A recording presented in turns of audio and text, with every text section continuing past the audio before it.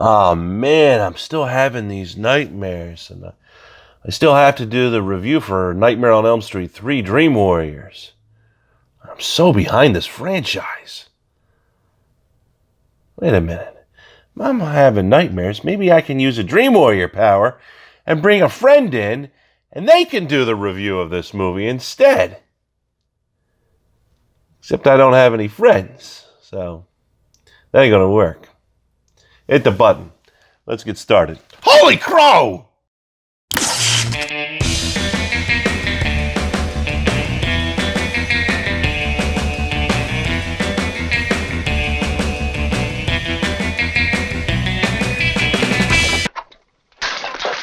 Hey there, hi there, ho there, Andrew here, the horror host of Generations X, Y, and Z, inside Davis Manor, continuing with the months, plural, of nightmares, with A Nightmare on Elm Street, Part 3, Dream Warriors. Love to give a shout out to Cameron Lutz. That's right, he is the provider of the film, provider of the entire franchise, actually. And you too can get your name in a shout out by sending me a film to review. Just send it to this address. And that would be Andrew R. Davis, P.O. Box 134, Windermere, Florida 34786. No Blu-rays, nothing fancy, just a standard DVD at maximum. I don't want you spending tons of money. I don't want a collector's edition. I don't want a box set. Just give me a DVD of your favorite film, or maybe an extra one that you have laying around, and you want to see it reviewed. That is the best way to get it done, and also to get a shout out, just like Cameron Lutz did, who is also a patron. So let's go ahead and segue to the patrons. And that means thanks to these great people for helping produce this channel with their pledges. And if you want to see behind the scenes access, earn rewards like free merchandise, join in video chats, or maybe you just enjoy watching the channel and you want to see it grow, then click the link above at the end of the video or in the link in the description. You will get a chance to see all the different tiers there, the rewards for each tier, and the goals that we are achieving and the ones that we are shooting for. Now, let's get into the third highest grossing Nightmare on Elm Street movie in the original franchise, that is, behind Freddy vs. Jason and A Nightmare on Elm Street 4, The Dream Master. A Nightmare on Elm Street Part 3's story and screenplay was done by Wes Craven and Bruce Wagner, with Frank Darabont and Chuck Russell helping on the screenplay based off of Craven's characters. And some interesting things about that last sentence. Wes Craven didn't want to have anything to do with any sequel after the first Nightmare on Elm Street because he felt that it was a one-shot and not capable of becoming a franchise, so he wasn't involved with the second movie. However, after the financial success of the second film, which outgrossed the original, financially speaking that is, in the box office, Craven decided to come back. Because, hey, everybody loves a winner, right? And even though this was not the first film in the franchise, there are a lot of firsts in here, such as Frank Darabont's first screenplay credit comes from this movie, and he's written things like The Blob, The Shawshank Redemption, The Green Mile, The Mist, and The Walking Dead, and probably anything else that has the word "the" in it, apparently. Some other firsts would be the director Chuck Russell making his directorial debut, and the debut of Patricia Arquette, who beat out Winona Ryder as the movie's main lead. And in this movie, we're changing things up a little bit, and that is, we're not starting with a nightmare sequence. Oh no! We see our main protagonist, Kristen Parker, keeping herself up with scoops of ground coffee followed by soda chasers, all while listening to metal rock playing on the radio. And just to let you know, the kids in the 80s, yeah, they didn't do that ground coffee and soda thing. They were more about pop rocks and sodas, watching little Billy's belly blow up and die, or sucking down cans of Whippets to get a high. Not that I have ever done any of those things or condone it by any way. We do eventually see Kristen have a nightmare, and the imagery used, like dead children or Kristen running in place unable to get away from Freddy, is quite disturbing. But what is more disturbing is the fact that they tried to pass off a doll in Patricia Arquette's arms as a kid. I mean, come on, you wouldn't see a movie in this decade trying to pull that off. That's ridiculous. Academy Award nominee and Oscar winner, huh? So anyways, this is where I talk about the nightmares and the visuals in this film. And in the first film, Wes Craven used hue changes and fog to go ahead and tell you that you were in a dream sequence. And Jack Shoulder in the second movie really didn't have dream sequences running rampant like they would be in other movies, because really, A Nightmare on Elm Street Part 2 was a possession film, not really so much a nightmare film. But here, the team of Russell and Wagner, who is the director and the cinematographer here, blended what I would say is reality and a dream together up until the jump scare reveal. And I'm not saying that's a bad choice at all. I'm just saying that's something I've noticed. Now, before I get back to the film, however, there seems to be a couple of thoughts out online of when this film is supposed to be. IMDb says that it's 1990. Wikipedia says it's 1987, and there's two camps there. Is it 1990, 1987? I'm going to go ahead and settle that debate right now. You see, in the movie, there is a scene where Nancy says to the group, 6 years ago, he killed my friends, which means that the first film took place in the year that it was written, not that it was out in public in the theaters. It was written in 1981. The film was done in 1981. 6 years later would be 1987, not when the film was released in 1984, 6 years later being 1990. I think that's where they got the 1990 from, but it is really 1987. First film, 1981. Second film, 5 years later, 1986. The third film, 1 year after the second film, 1987.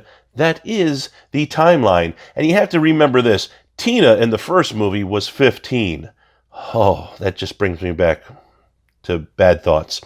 And if she was 15, then that means Nancy was either 15 or 16 in the year 1981, meaning that she is either 21 or 22 in this film here. Getting back to Kristen, her nightmare ends up with Freddy throwing everything at her, including the kitchen sink. Well, actually, it's the bathroom sink, not the kitchen sink, but I enjoy the beginning MO of Freddy. Always does damage, and he makes it look like suicide instead of murder, and I like that. Kristen wakes up seeing that she is slitting her own wrist, making her mom think that she is suicidal. We then transition to Weston Hospital, where a bunch of kids are brought in with sleep disturbances to be looked over by Dr. Neil Gordon, played by Craig Wasson, and Dr. Elizabeth Sims, played by Priscilla Pointer. Then, for the next 5 minutes, we are given these expositions of many characters with all their personality quirks. Philip Anderson, played by Bradley Gregg, is a sleepwalker, and Roland Kincaid, only a few people are going to get the reference of that. He is portrayed by Ken Sagos and is in needing of anger management,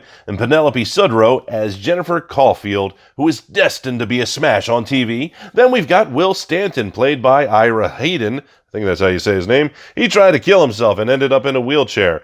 We didn't see that. That was before the movie. And after that, you got Jennifer Rubin as Taryn White, who has been resorting to drugs over all of the nightmares, and Joey Cruzel. Crussell? I don't know. Rodney Eastman played him, and he has been so traumatized that he is now a mute. I've been traumatized many times in my life, but I've never lost my voice on it. Lucky you.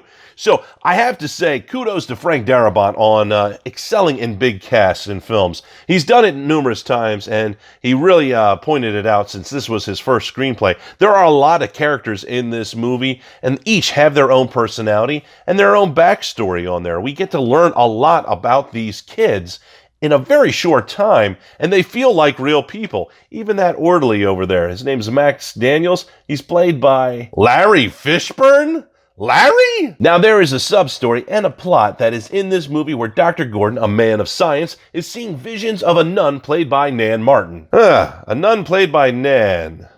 A nun Nan? A nanny, a nun Nan. That's strange. What's even more strange, though, is that you find out the nun's name is Mary Helena, which isn't actually her real name. Her real name is Amanda Krueger, the mother of Freddy Krueger. So Nan the nun is actually a mom, which is weird because nans and nanas are normally grandmothers. I mean, you wouldn't see nanas as mamas.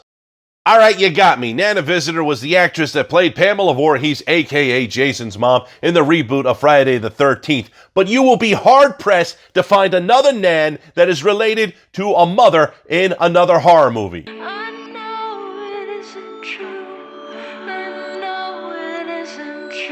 Okay, stop the music. I don't want this one to get claimed. Nan Vernon did sing a cover of Love Hurts in Rob Zombie's Halloween 2 when we saw visions of Michael Myers' mom.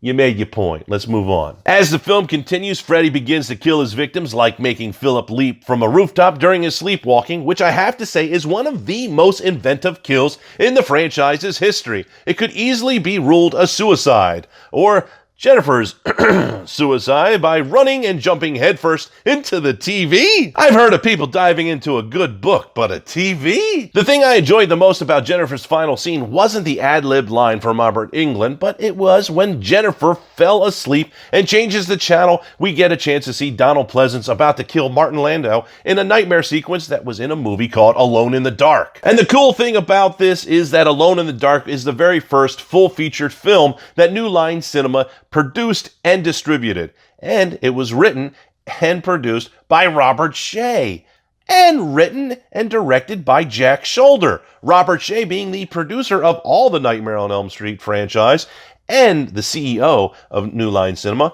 and Jack Sholder being the director of A Nightmare on Elm Street 2.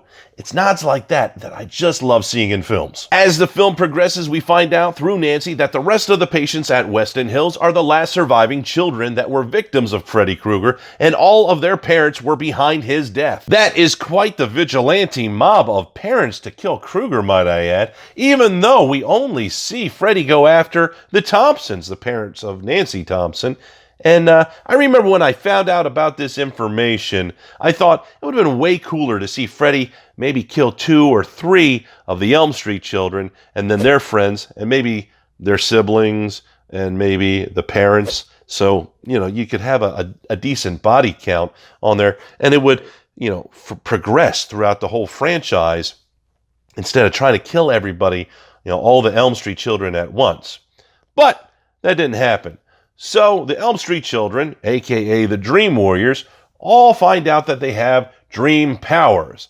Now, I don't know if these powers are exclusive to the children of Elm Street because they had a connection with Freddy or not, but they are some pretty cool powers. Kristen can spawn people into the dream world. Kincaid, who is my favorite character, is super strong. Will is a wizard, and Taryn is a punk rocker. Is that a power? Is being a punk rocker a power? We don't find out about Joey's power until more towards the end of the film, unless his dream power is being a perv. I mean, if that's the case, there's a lot of Dream Warriors out there. And we never get a chance to see Nancy or Dr. Gordon's dream power. I mean, if the Dream Warriors' powers are only exclusive to the Elm Street children, then yeah, Dr. Gordon wouldn't have a dream power. But Nancy would. What is her power? In the group session where we find all of this out, Joey is taken by Freddy and left in a coma, which is exactly where Freddy would like you to be, because then you are in eternal sleep. And that is a great concept that won't be touched until the reboot. So all of this makes Nancy and Dr. Gordon relieved of their duties, and Freddy then can take down the Dream Warriors one at a time in his usual taunting way.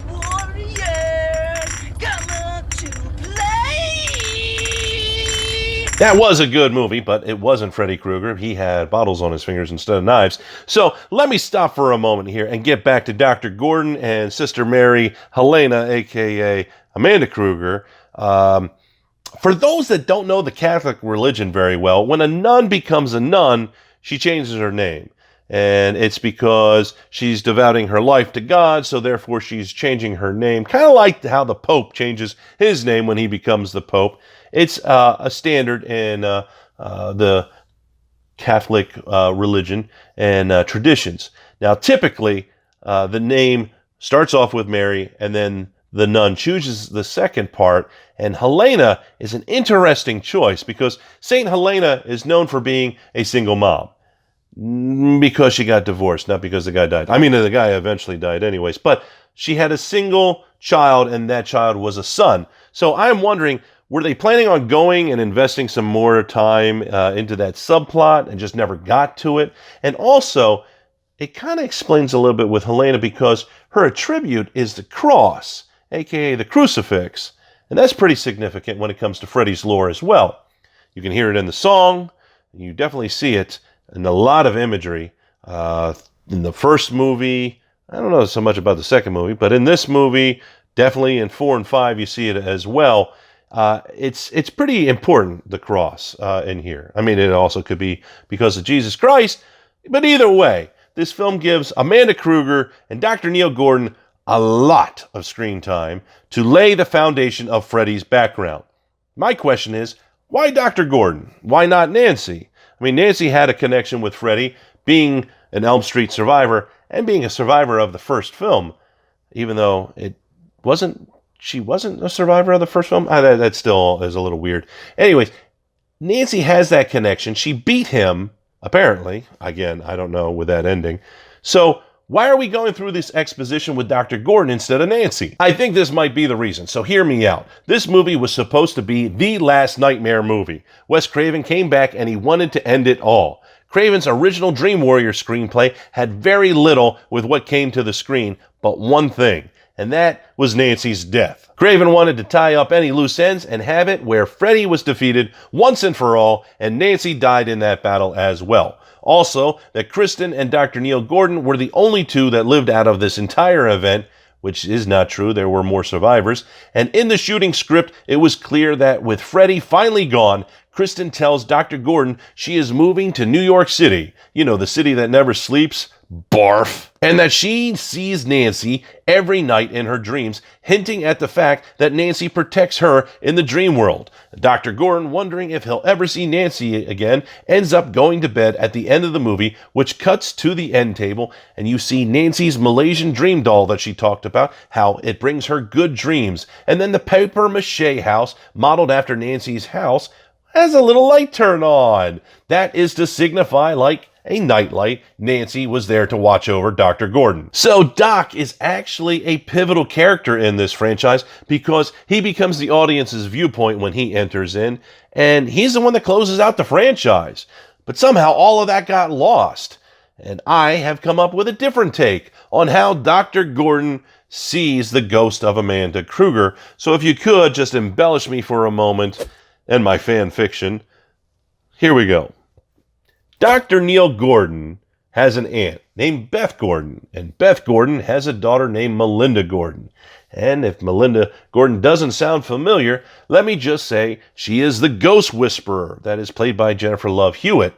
And Melinda finds out in that TV series that her mother and her grandmother and her great-great-great-grandmother on down the line all had the power to see and communicate with ghosts. The men, not so much. Now, why? Because maybe the men are more logic and science and medicine. However, Neil crosses that gap and he bridges science and the supernatural in this film.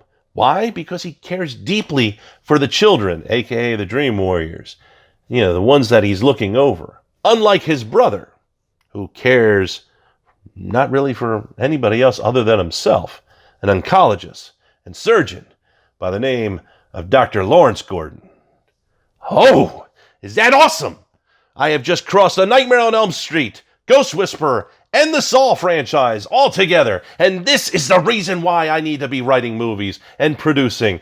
And somebody, I don't know, write this stuff down. This is good. Getting back to the film, Freddy took down Will and Taryn, leaving Kristen, Nancy, Kincaid, and Joey to fight. And due to the subplot and the storylines of Dr. Gordon and Nun Krueger, Gordon has enlisted the aid of Donald Thompson, Nancy's father, to help him find Freddy Krueger's bones, then bury them and consecrate them, defeating Krueger forever. The fight scenes going back and forth with Freddy trying to fight on both fronts, the dream world and the real world, is just a cool thing to witness. And to think that Freddy has to defend himself while attacking is just great to see in a slasher. Normally, slashers are always on the offensive, and something as simple as this just takes Freddy into another class and makes him more impressive as a movie monster. So this movie wraps up with a final fight on both fronts, costing some lives on both fronts. One death in the real world, one death in the dream world. Both of them being Thompsons, Donald and Nancy respectively.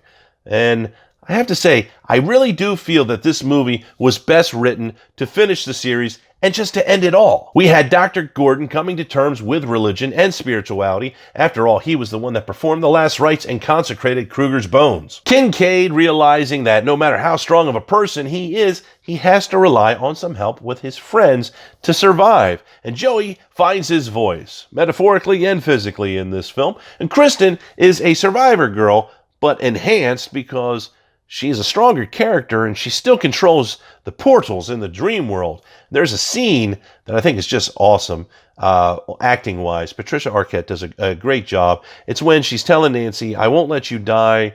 I'm going to dream you in a beautiful place forever and ever, or something like that. I don't remember the exact words, but it was really emotional. Tug at your heartstrings, which is amazing to do in a slasher movie, because really that shouldn't happen. So the Thompsons meet their end along with Krueger, and Donald, saying that he killed Freddy before and he'll do it again, but doesn't, leaves Freddy to pay him back. Freddy then mortally wounds Nancy, and then she decides to go ahead and return the favor by incapacitating him in the dream world to let Dr. Gordon finish the job. Everything in this film wraps up perfectly. All the characters have really good arcs, except for Jennifer. The only arc she gets is of electricity when her head goes through the TV. Anyways, I enjoyed all the actings on all fronts. I don't think there was a stinker in the bunch, to be honest. The writing was spot on when it comes to a slasher film, and I really hope that future slasher movies see this, pick up on how to write for a numerous cast of characters so the audience can care for these characters and don't just throw them out as fodder for us to watch and get killed. We want some emotion behind it. We want to care. So when they die, we're sad. That's what slashers are supposed to be about. I also enjoyed the special effects. Should I dare say the practical effects, not the other type, because the other types just don't hold up as years go on, but nothing can beat good old practical effects. All in all, this is, in my opinion, how a Nightmare on Elm Street movie should be made. And the only reason why A Nightmare on Elm Street 4, The Dream Master, made more money is because this movie was so good. If you haven't seen this movie, check it out. But really, this movie should be in your horror collection. And if you don't buy the whole Nightmare franchise, this film should be in your library anyways. But what I would like to know right now is, what do you think of this movie? Do you think that the film wrapped up perfectly? Should the franchise have ended right there? Also, what do you think happened to Dr. Gordon since we never see him again? I mean, I'm not including the comic books or anything. I'm talking about the film. You know, comic books, not so canon when it comes to these things. I mean, is he discarded just like Jesse Walsh was in A Nightmare on Elm Street 2? Go ahead, leave a comment down below. I would love to get this conversation started. And speaking of conversations starting, make sure you go over and check out my website to you. That's right, I made a website for you. In case you didn't see it in a previous video where I announced it, it is the letters UFNRock.com. That's right, UFNRock.com. My little present to you for you watching this. There's our forums over there. You can have a whole bunch of different conversations with like-minded people about tons of different things. Go ahead, check it out. Make sure you set up a membership over there. It's free. It's just so I don't have any bots going over there, you know, spamming out all over the place. Anyways, make sure you hit all those likes. Go ahead, leave some comments, share this video with your friends. Make sure you hit that notification bell so you get notified the moment that I upload. And I will see you in the next video.